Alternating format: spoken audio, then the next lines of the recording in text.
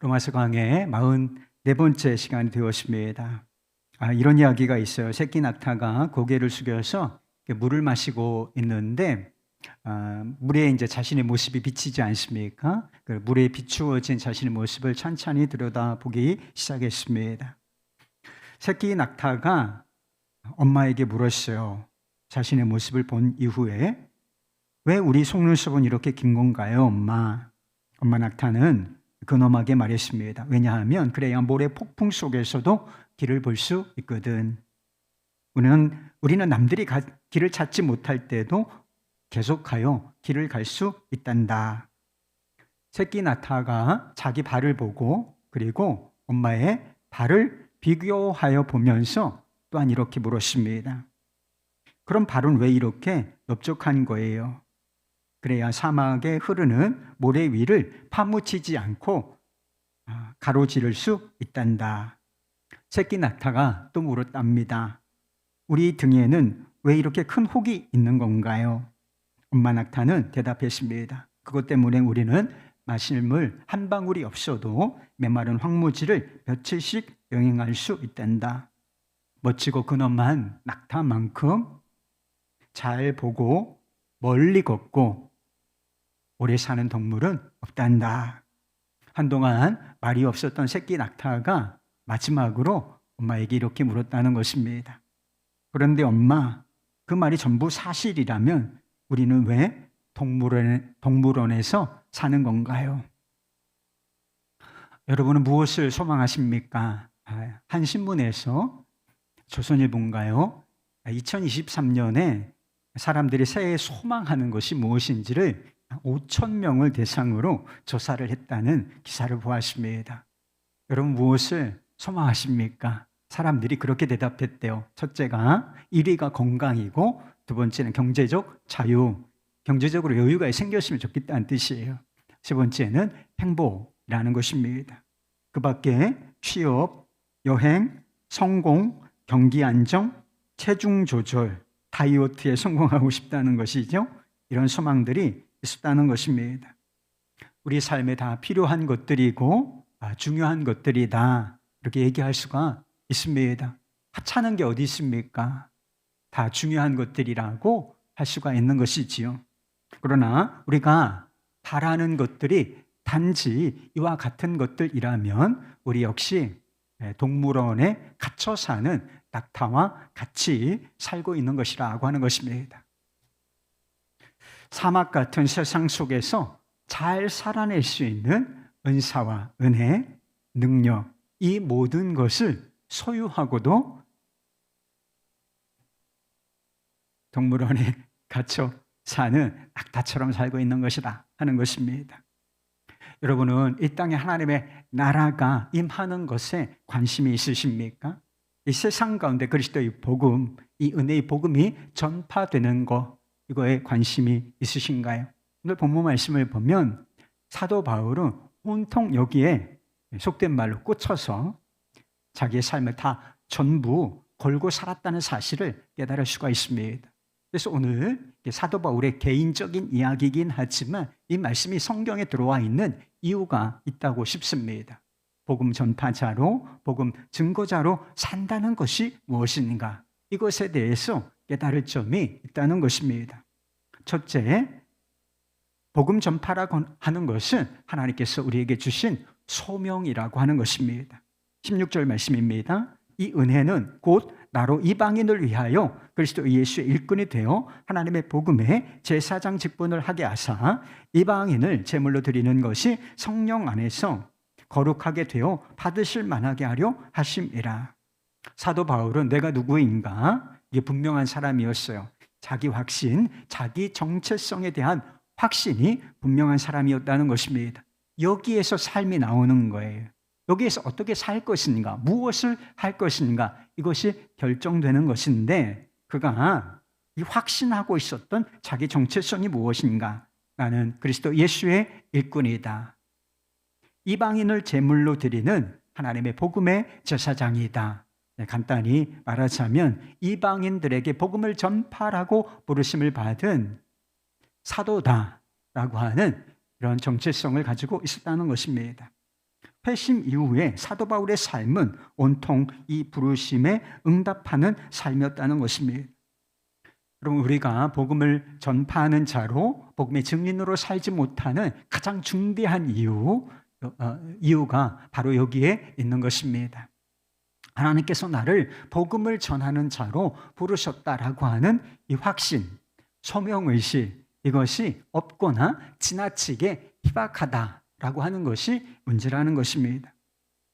많은 사람들이 복음 전파라고 하는 것이 사도 바울과 같은 특별한 사명을 받은 사람에 관한 일이다. 그리고 우리 주변에 보면 복음을 전하는데 무슨 은사를 받은 것 같은 사람이 있지 않습니까? 복음 전도는 그런 사람들에게 위임된 것이다. 이렇게 생각하는, 착각하는 경향이 있다는 것입니다. 그렇다면 우리는 그냥 평범한 그리스도인으로 세상을 살다가 그럭저럭 살다가 나 닭처럼 살다가 천국에 가도록 부르심을 받은 사람들이겠습니까? 그렇지가 않다는 것입니다. 복음 전파는 모든 그리스도인들에게 주어진 소명인 것입니다. 복음 전파가 우리의 삶의 전부다, 이렇게 말할 수는 없을 수도 있죠. 그런 것은 아닐 수 있지만 이 복음 전파, 복음의 증인으로 사는 것이 우리의 아주 주요한 삶의 목적이 되어야 하는 것은 분명한 진리라는 것입니다. 사도 바울과 우리 사이에는 분명히 다른 점이 있어요. 사도 바울을 향한 이 부르심이 아주 독특하고 특별하다. 얼마든지 인정할 수는 있습니다.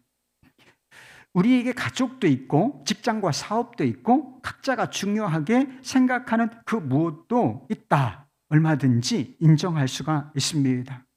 그래서 그게 뭐가 중요해? 이렇게 그 사람이 생각하고 중요하게 여기는 것을 폄하하는 것은 결코 바람직한 일이 그 사람이 중요하다고 생각하면 중요하다고 인정을 해줘야 하는 것이죠. 여러분이 뭔가 중요하게 생각합니까? 그 중요한 것입니다.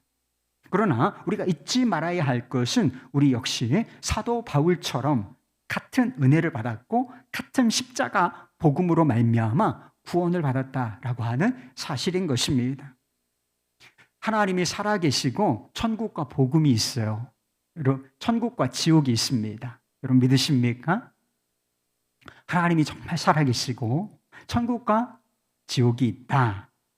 그러면 중요해 보이는 것이 확 가치 기준이, 판단 기준이 확 달라지게 되어 있어요. 우리 눈에 우리가 스스로 생각하기에 나름대로 중요하다. 얼마든지 오케이라니까요. 그러나 진짜 중요한 것이 무엇이냐? 정해져 있는 것입니다. 허물과 죄로 죽었던 사람이 거듭나는 것보다 중요한 일은 없는 것입니다. 복. 새해 복 많이 받으세요. 이 인사가 저는 괜찮다고 생각해요. 예수 안에서 복을 받으시기를 바랍니다. 예수 안에서 은혜와 평강의 복을 받으시기를 바랍니다. 그러나 세상 사람들이 원하는 이 복은 육신적인 복이잖아요. 건강, 경제적인 자유, 행복, 다 이런 것들 아닙니까? 취업, 육신적인 이런 복. 하지만 정말 우리가 받아야 할 복은 무엇이냐? 하늘에 속한 모든 신령한 축복이라고 하는 것이지요. 하나님과 바른 관계를 맺고 하나님의 자녀가 되고 하나님 나라의 시민이 되는 이 문제, 이것보다 더 절실하고 절박한 문제는 모든 사람에게 존재하지를 않는다라고 하는 것입니다. 그런데 모든 사람에게 가장 절실하고 절박한 이 문제가 무엇으로 풀려지는가? 우리가 어떻게 하나님과 바른 관계를 맺고 하나님의 자녀, 하나님 나라의 시민이 될 수 있는가? 진짜 복받은 자가 될 수 있는가? 오직 예수 그리스도의 복음으로 말미암아 되는 일이라 하는 것입니다. 그렇다면 이 복음이 누구를 통해서 전해져야 하겠습니까? 특별한 어떤 사람이 아니고 이 복음의 혜택을 누리고 있는 사람, 이 그리스도의 복음으로 말미암아 구원받고 이 은혜 가운데 지금도 살고 있는 우리를 통해서 이 복음이 전파되어야 하는 것이 아니겠습니까? 그래서 예수님께서 우리에게, 복음을 믿는 우리에게 뭐라고 하셨느냐 하면 너희는 복음의 증인이 되라. 이렇게 말씀을 하신 것입니다. 동물원에 갇혀서 사는 낙타처럼 살기를 원하지 않으십니까? 그렇다면 조금 더 사람들이 원하고 갈망하는 거, 필요한 것일 수 있습니다. 우리 원함이 될 수 있습니다. 그러나 거기서 조금 더 시선을 높이 올려서 하나님의 부르심이 무엇인가? 나는 어떤 존재이고 하나님께서 나를 어떤 삶을 살도록 부르셨는가? 이것에 주목하실 수 있길 바랍니다. 그리고 내가 어떻게 이 삶에, 이 부르심에 응답할 수 있을 것인가? 이것을 고민하고 사시기를 바라요. 그러면 하나님께서 원하시고 기뻐하시는 삶의 차원으로 우리의 삶이 변화되어져 갈 줄로 믿습니다. 두 번째, 복음 전파는 열정이 필요하다는 사실을 알 수가 있어요. 이방인들에게 복음을 전파라고 하는 이 소명을 주신 분은 하나님이신 것입니다. 그러니까 사도 바울의 입장에서 보면 하나님께서 내게 이런 소명을 주셨으니까 이 소명에 순종해야 하는 의무가 생긴 셈인 것입니다. 그러나 사도 바울에게 복음 전파는 단지 해야 하는 무엇, 의무 정도가 아니라 하고 싶은 열정이었다라고 하는 것입니다. 19절 말씀에 보면 예루살렘으로부터 두로 행하여 일루리곤까지 그리스도의 복음을 편만하게 전하였노라 하는 말씀이 나와요. 예루살렘으로부터 일루리곤까지 유럽의 지금의 유고슬라비아 어느 지역까지 된다, 이런 이야기를 들었어요. 거리상으로, 물리적인 거리로 2000km가 넘는다는 것입니다. 여러분, 지금은 비행기도 타고 가고 자동차도 고속철이 있어서 2000km를 움직이는 것은 그렇게 어려운 일이 아닐 수도 있습니다. 그러나 당시에 변변한 교통수단이 뭐가 있었겠어요? 대부분은 걸어 다니는 거예요. 걸어 다니며 전도했습니다. 기껏해야 말이나 무슨 배를 타고서 움직이는 그런 시대에 2000km를 돌아다니면서 그리스도의 복음을 전파했다라고 하는 것입니다. 그러면 얼마나 많은 세월, 얼마나 많은 열정과 에너지를 써서 복음을 전했는지 알 수가 있는 것입니다. 그만하면 됐잖아요. 그런데 이후에 나오는 말씀에 보면 사도 바울은 거기서 멈추지 않고 자신의 선교 계획을 밝히는데, 서바나까지 로마에 들려서 이 성도들과 교제한 이후에 조금의 도움을 얻어 서바나까지 가서 복음을 전파하겠다라고 하는 이런 계획을 밝히는 말씀이 나온다는 것입니다. 당시에 서바나, 지금의 스페인은 이 땅끝이라고 여겨지는 그런 지역이었어요. 그러니까 내가 땅끝까지, 주의 말씀대로 땅끝까지 이르러 내 증인이 되리라 하시는 말씀을 하신 적이 있지 않습니까? 그래서 땅끝까지 내가 주의 말씀에 순종하여 땅끝까지 가서 복음을 전파하리라, 이런 계획을 세웠다는 것입니다.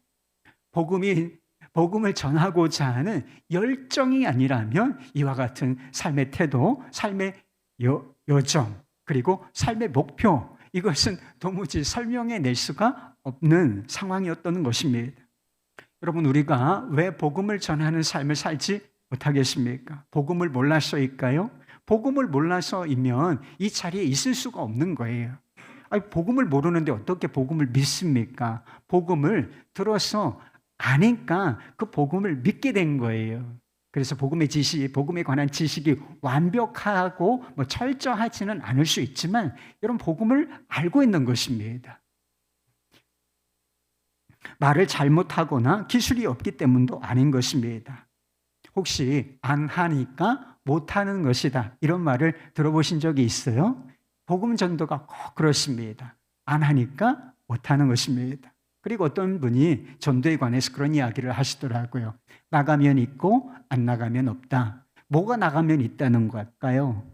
뭐가 안 나가면 없다는 것일까요?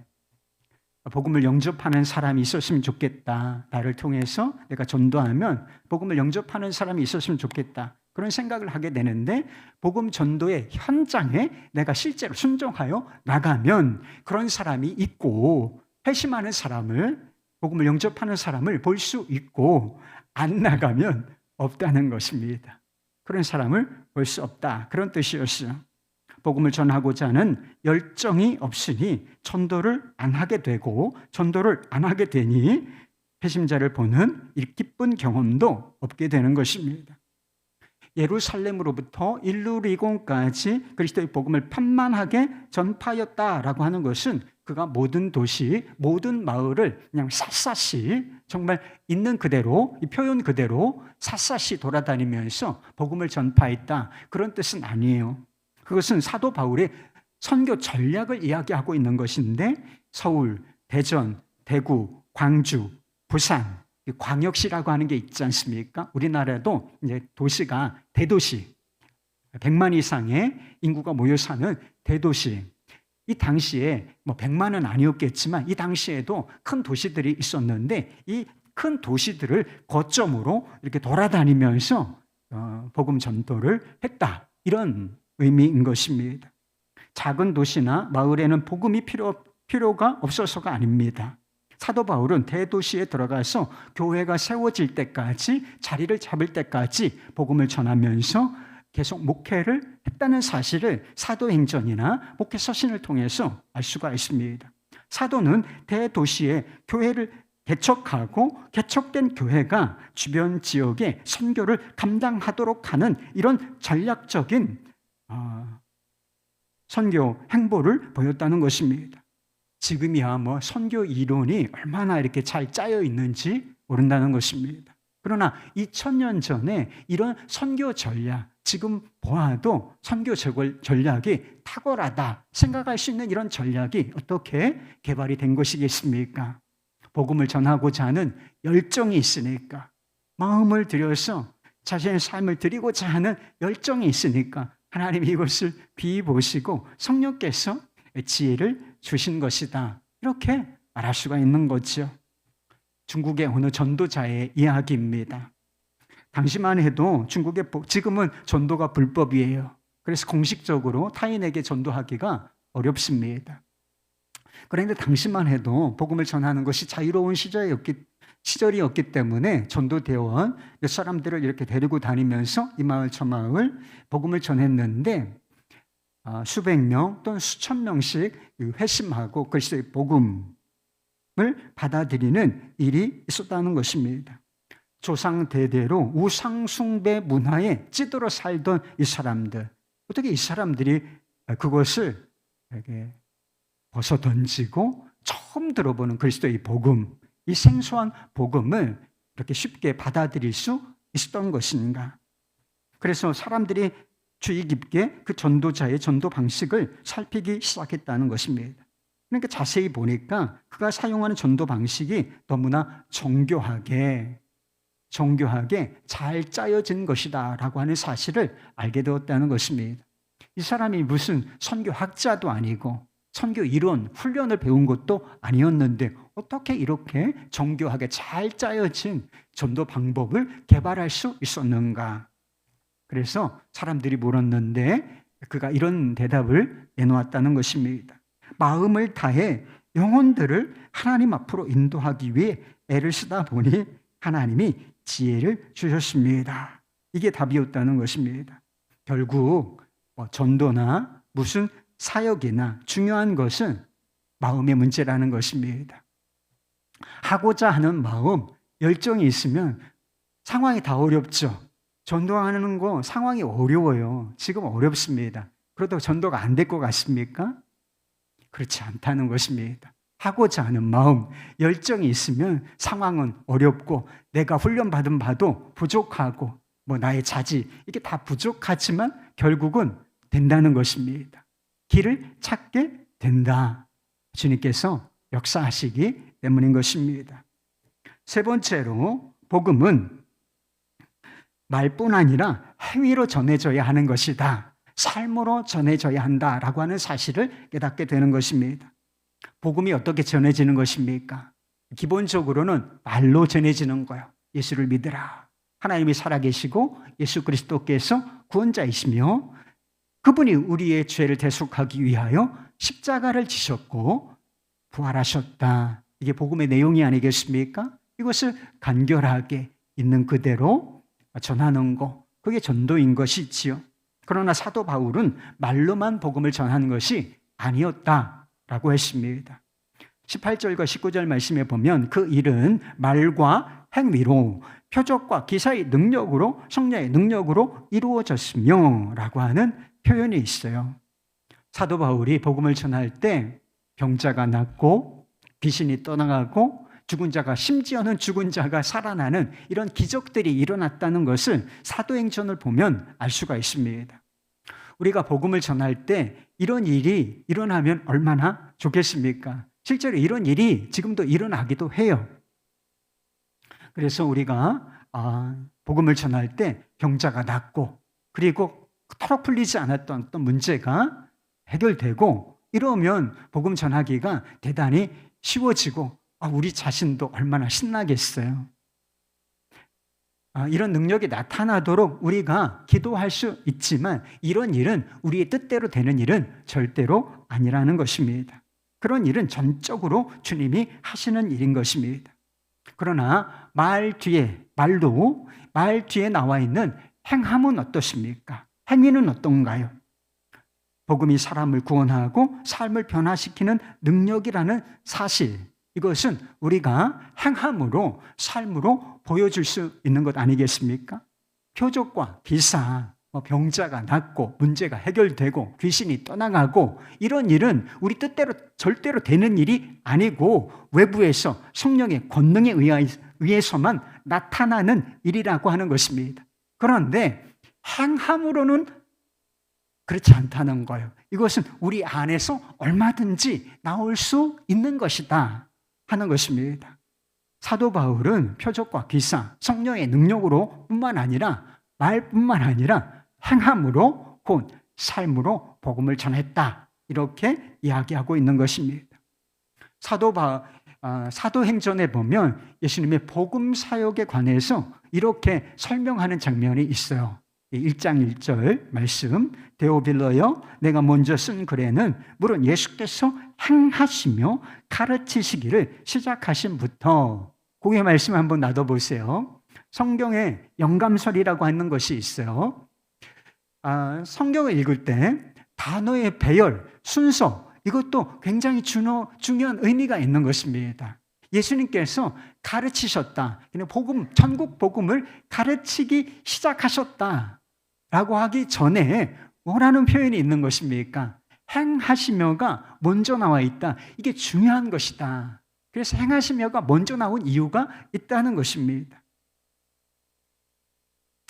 예수님께서 복음을 가르치시기 전에 복음을 행하시고 살아내셨다라고 하는 것입니다. 가난한 사람들과 죄인들과 세리들, 그 당시에 불가촉이에요. 이런 사람들은 그 바리새인 서기관들, 더러운 것들, 상종 못할 것들, 이렇게 생각했던 사람들 가까이 가시고 그들을 터치하시며 그들과 함께 먹고 마시고 교제하고 위로하고 병든 자를 위로하시며 그들의 손을 잡아주시고 고쳐주시고 어린아이들 어린 게 뭐하라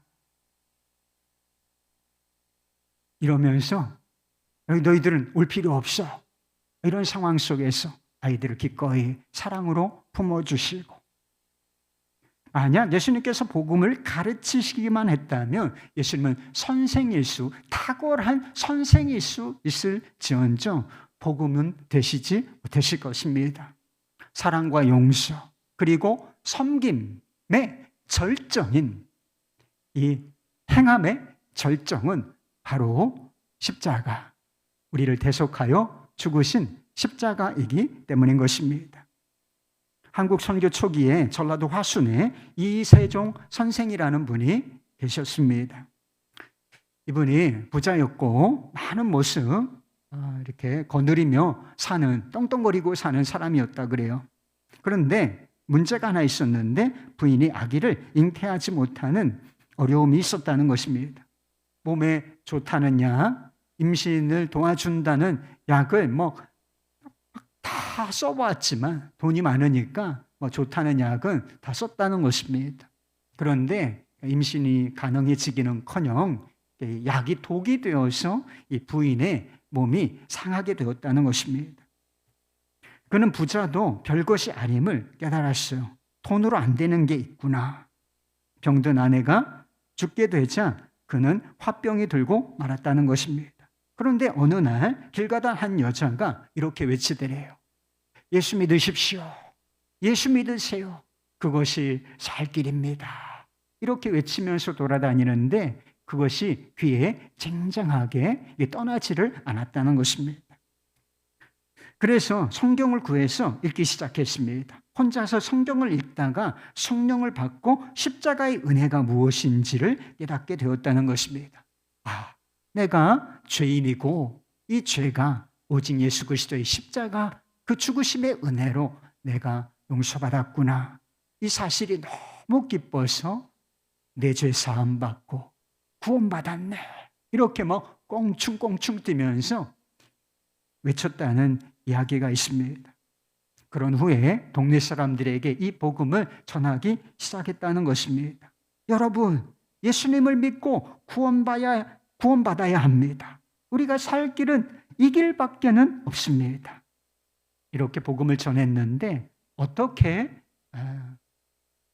했느냐면 이 주변에 이 부자니까 이 사람으로부터 빚지지 않은 사람이 없을 정도로 많은 사람들이 이세종 선생에게 빚을 졌다는 것입니다. 그러면 빚을 진 사람들을 불러 모아가지고 탕감을 해줬다는 거예요. 아무 조건 없이 빚 없는 것으로 하십시다. 이렇게 빚을 탕감해 주었을 뿐만 아니라 가난하고 어려운 시절 아니었습니까? 먹는 것이 너무나 핍절하였던 그 시절에 곡간을 열어서 필요한 사람들이 쌀을 퍼갈 수 있도록 열어두었다는 것입니다. 그러니까 말로 복음을 전했을 뿐만 아니라 그 역시 행함으로, 진실함으로, 사랑으로 복음을 전했다는 것입니다. 이렇게 복음을 전하여서 그 마을 주민의 대부분의 사람들이 예수를 영접하는 이런 일이 있었다는 것입니다. 제가 지난주에 좀 속상하고 별일은 아니지만 좀 부끄럽다 이런 느낌을 받는 일이 있었어요. 어떤 분이 다른 교회 장로님이신데 장로라는 직분을 내세워서 사업을 하시는 거야. 크리스찬들을 이렇게 어떤 이용하려고 하는 것은 아니었겠지만 하여튼 이렇게 크리스천들이 많이 뭔가를 활용하면 좋겠다 이렇게 생각을 하셨는지 장로라는 직분을 내세우면서 사업을 하셨는데 사업 방식이 문제였어요. 여러 사람에게 불편을 끼치고 피해를 주고 있었다는 것입니다. 그래서 이분이 그리스도 복음을 전파할 수가 있겠죠. 그리스도 복음을 전할 수가 있지만 복음을 전한다고 이 복음이 전하여지겠습니까? 효과가 있겠습니까? 입으로는 복음을 전할 수가 있지만 삶으로는, 행함으로는 복음을 부인하고 복음의 주인이신 주님을 모욕하는 일이 되지 않겠습니까? 근데 이런 일이 우리 안에도 얼마든지 있을 수가 있다는 것입니다. 복음과 삶 그리고 전도와 행함은 분리할 수가 없는 것입니다. 사람들은 우리가 전하는 말을 들을 뿐만 아니라 우리의 삶을 보게 되기 때문이라는 것입니다. 다른 사람들을 하나님께 거룩한 산 제물로 드리려 한다면 이것이 진심이라면 먼저 우리의 삶이 하나님께서 받으실 만한 거룩한 산 제물이 되어야 한다는 것입니다. 우리의 삶이 거룩하고 진실하고 그리고 사랑에 속한 그런 행함이 반드시 뒷받침되어야 한다라고 하는 것입니다. 복음의 능력, 그러니까 표적과 기사, 성령의 능력으로 전하였다 하지 않았습니까? 그래서 마음대로 할 수가 없는 것이라고 했잖아요.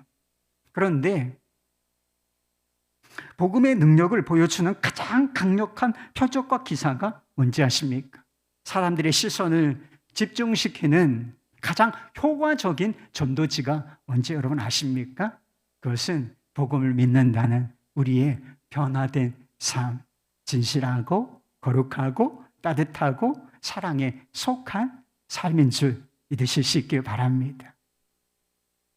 그래서 말과 행함으로 복음을 전해야 한다는 것입니다. 네 번째로 복음 전파의 결과는 은혜요, 감사여야 한다는 것입니다. 사도 바울은 복음을 전파라는 하나님의 부르심에 열정적으로 순종하고 헌신했습니다. 많은 이방인들이 숫자를 셀 수가 있겠어요? 숫자를 세기는 어렵겠죠. 하지만 그냥 많다, 엄청 많다. 사도 바울의 전도를 통해서 교회가 생겼다니까요. 이곳에 저곳에 계속 옮겨 다니면서 복음을 전함으로 말미암아 교회가 생겨나기 시작했고, 그 교회들의 서신을 보낸 것이 다 성경이 되었다는 것입니다. 그러니까 얼마나 많은 큰 전도의 열매가 결실이 맺어졌는지 우리가 어렴풋하게 예측할 수가 있는 것이지요. 그러나 그는 자신이 거둔 열매, 이것에 대해서 자세하게 언급하기를 거부한다는 것입니다. 그리고 내가 이런 일을 했다, 그렇게 자랑하지를 않는다는 것입니다. 사도로 부르심을 받은 것이 하나님의, 그래서 은혜라는 단어가 나와요. 은혜에 속한 일이었고, 그리고 내가 이렇게 열심히 열정적으로 헌신하고 순종한 것은 사실이지만 이 복음 전도의 열매가 가능하도록 만드신 분은 하나님이시다. 이것을 너무나 잘 알고 있었기 때문이라는 것입니다. 17절, 18절 말씀입니다. 그러므로 내가 그리스도 예수 안에서 하나님의 일에 대하여 자랑하는 것이 있거니와 그리스도께서 이방인들을 순종하게 하기 위하여 나를 통하여 역사하신 것 외에는 내가 감히 말하지 아니하노라. 간단히 말하자면 그런 뜻이에요. 주님이 하셨습니다. 주님이 하셨습니다. 저는 그저 통로가 된 것뿐입니다. 이렇게 말하고 있는 것이지요. 그러니 내가 자랑할 게 뭐가 있어요? 내가 이런 일을 했습니다. 이렇게 많은 사람들, 많은 지역에 복음을 전했습니다. 이게 아니고 모든 것이 하나님의 은혜입니다. 이렇게 말하였던 것입니다. 많은 사람이 예수님을 주님이라고 부르면서 실제로 자신이 주인 노릇하는 사람들 얼마나 많은지 모른다는 것입니다. 삶과 사역의 주도권이 주님께 있는 것이 아니라 여전히 자기 자신에게 있다는 것입니다. 그래서 어떤 결과가 나타나는가? 내가 주인이에요. 그러면 일이 잘 돼요. 열매가 많습니다. 그러면 교만해지고 자랑하는 자가 된다는 것입니다. 왜? 다 내가 한 거니까. 내 실력으로 해낸 거니까. 그리고 반대로 일이 잘 안 돼요. 애는 쓰는데 열매가 작아. 그러면 낙심하고 절망하게 된다는 것입니다. 두 가지 경우 모두 주님께서 원하시고 영광을 받으시는 상황이 아니라는 것입니다. 예수님께서 주인 되시는 삶과 사역에 특징이 있는데 그것은 순종과 감사인 것입니다. 눈에 보이는 상황이 어떠하든지, 상황이 좋아요? 상황이 평범합니다. 상황이 어려워요. 그렇지만 이 상황에 따라서 흔들리는 것이 아니라 상황이 어떠하든지 나를 쳐 하나님의 부르심에 순종하며 그리고 감사하는 태도로 사역을 하는 것이다 하는 것입니다. 왜 그렇습니까? 주님께 순종했다면 주님께서 원하시는 결과를 스스로 만들어 내실 것이기 때문이라는 것입니다. 내가 할 건 뭐예요? 순종과 감사, 그거만 하면 된다. 나머지는 주님이 하실 것이다. 그런 믿음이 있기 때문인 것이죠. 실제로 전도를 해보면 전도를 안 하니까 전도가 어려운 건지도 몰라요. 그렇죠? 전도는 어려운 거예요. 실제로 해보면 벽에 부딪힐 때가 많고 열매가 참 없다, 이런 생각을 하게 됩니다. 눈에 보이는 열매, 그것을 막 이렇게 얻는다는 것은 결코 쉬운 일이 아니라는 사실을 알게 돼요. 그럼에도 누가 낙심하지 않고 복음을 전파하라 하는 이 부르심에 기꺼이 자신을 들여서 순종할 수 있겠습니까? 주님이 하신다. 주님이 역사하신다. 이 믿음을 가진 사람이 그렇게 상황 여건에 흔들리지 않고 부르심에 순종하며 오늘도 한 걸음, 내일도 한 걸음 그렇게 복음의 증인으로 살 수 있다는 것입니다. 지난주에 말씀드린 것처럼 모든 열방이 한 뜻과 한 마음과 한 입으로 하나님 아버지를 예배하고 찬양할 때가 올 것입니다. 이 일은 반드시 이루어지고 말 것입니다. 이 일을 계획하시고 십자가를 통해서 이미 이루셨으며 완성하실 분이 하나님이시기 때문인 것입니다. 문제는 그거예요. 우리에게 주어진 문제는 그거다. 방관자로서 이 영광의 날을 맞이할 것이냐, 아니면 복음의 증인으로서 복음에 참여하는 자로서 이 영광의 날에 동참할 것인가, 이것이라는 것입니다. 그리스도인들은 복음의 증인으로 살라 하는 부르심을 받은 사람들입니다. 그렇게 살고자 한다면 그렇게 살 수 있는 은혜와 은사, 능력을 받은 사람들인 것입니다. 이 모든 것을 가지고 동물원에 갇혀서 구경거리로 살아가는 낙타처럼 사시겠습니까? 아니면 복음으로 세상이라는 사막을 가로지르는 낙타처럼 사시겠습니까? 허락하신 삶의 자리에서, 우리에게 허락하신 삶의 자리에서 복음의 증인으로 사실 수 있기를 우리 주 예수 그리스도의 이름으로 축원합니다. 우리의 순종과 몸부림과 모든 것이 너무나 연약하고 부족할지라도 주님이 그것을 통해서 역사하실 것입니다. 할렐루야.